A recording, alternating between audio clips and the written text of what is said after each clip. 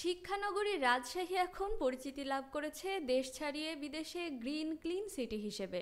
কিন্তু নগরবাসী বঞ্চিত রয়েছেন প্রয়োজনীয় নাগরিক সেবা থেকে। রাজশাহী নগরীর ব্যাপক উন্নয়নে নগরবাসী যেমন আত্মতৃপ্তিতে আত্মহারা, তেমন নাগরিক সেবার বিভিন্ন সমস্যা ও ঘাটতি নিয়েও রয়েছেন দিশেহারা। আজকে সেই সম্পর্কেই জানবো বিস্তারিত।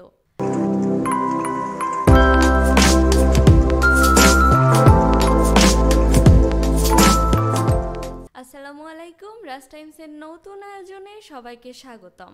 ক্লিন সিটি ও অবকাঠামোগত উন্নয়নের জন্য রাজশাহী সিটি কর্পোরেশন প্রশংসা কুড়িয়েছে আন্তর্জাতিকভাবে। তেমনি নগরীর বিভিন্ন সড়ক প্রশস্তকরণ ও এর সৌন্দর্যবর্ধক প্রকল্পের নজর সর্বমহলে। কিন্তু এ সবের আড়ালে চাপা পড়ে গেছে নাগরিকদের সেবার মান। এর মধ্যে রয়েছে অল্প বৃষ্টিতে জলাবদ্ধতা, শব্দদূষণ, মশার উপদ্রব, সুপেয় পানির সংকট, যানজট, নগরীর অর্ধেক জনগোষ্ঠী গ্যাস সুবিধা থেকে বিরত থাকা, ভঙ্গুর ট্রাফিক ব্যবস্থাপনা ও নড়বড়ে চিকিৎসা ব্যবস্থাপনা অন্যতম। পাশাপাশি অসন্তোষের মধ্যে রয়েছে কর্মসংস্থানের অভাবে বেকারত্ব বাড়তে থাকা, উন্নয়নের নামে দিন দিন সবুজায়ন কমতে থাকা, জায়গা না থাকা সংস্কৃতি চর্চার, খেলার মাঠ কমে যাওয়া, একের পর এক পুকুর ভরাট, পাবলিক টয়লেট সংকট, যার কারণে নগরবাসীর এখন দাবি হয়ে উঠেছে নাগরিক সেবা বাড়ানোর বিষয়ে।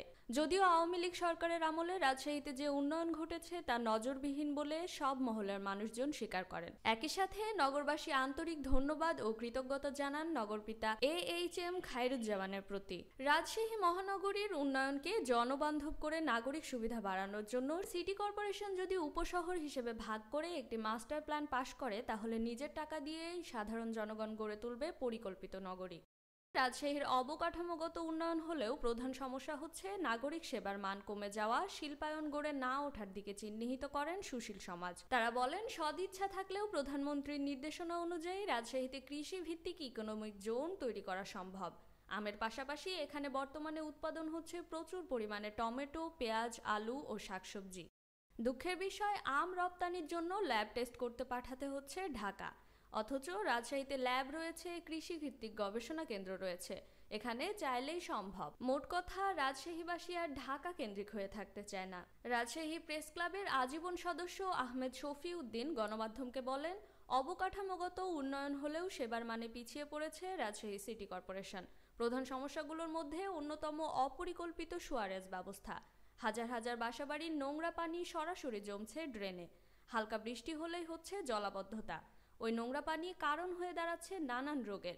সদর হাসপাতালটিতে 200 কোটি টাকার যন্ত্রপাতি পড়ে থাকলেও চালু করা যাচ্ছে না। অথচ অনেকে সিটি কর্পোরেশনের ট্রেড লাইসেন্স নিয়ে যত্রতত্র ক্লিনিক গড়ে তুলে সাধারণ মানুষের গলা কাটছে। সড়ক করা হচ্ছে অথচ লেনে নেই আলাদা করে কোনো মার্কিং, লাগানো হয়নি সড়ক ব্যবহারের চিত্র সম্বলিত কোনো সাইনবোর্ড। মোট কথা, ভেঙে পড়েছে ট্রাফিক সিস্টেমও। উন্নয়ন প্রকল্পের পাথর ভাঙা, মাত্রা অতিরিক্ত হর্ন বাজানোর কারণে হচ্ছে শব্দ দূষণ। অপরিকল্পিতভাবে ভবন নির্মাণ হতে থাকায় সেগুলোর বালি রাস্তায় রাখা হচ্ছে, যা বাতাসে উড়ে করছে বায়ু দূষণ। আগে একটি নির্দিষ্ট জায়গায় পশু জবাই হতো, এখন যেখানে সেখানে তা জবাই দেওয়া হচ্ছে। ফলে বাতাসে দুর্গন্ধ ছড়াচ্ছে পশুর রক্ত। মশার উপদ্রবে অতিষ্ঠ নগরবাসী। শহরটিতে কিশোর গ্যাং কালচার ও মাদকের চালানো বেড়েছে বলে অভিযোগ করেন অনেকে। নাম প্রকাশে অনিচ্ছুক বেশ কয়েকজন বলেন, 2008 সালে AHM খায়রুজ্জামান লিটন প্রতিশ্রুতি দিয়েছিলেন গার্মেন্ট শিল্প হিসেবে কর্মসংস্থান করবেন 60,000 লোকের, কিন্তু তিনি এখনও সেদিকে মনোনিবেশ করেননি।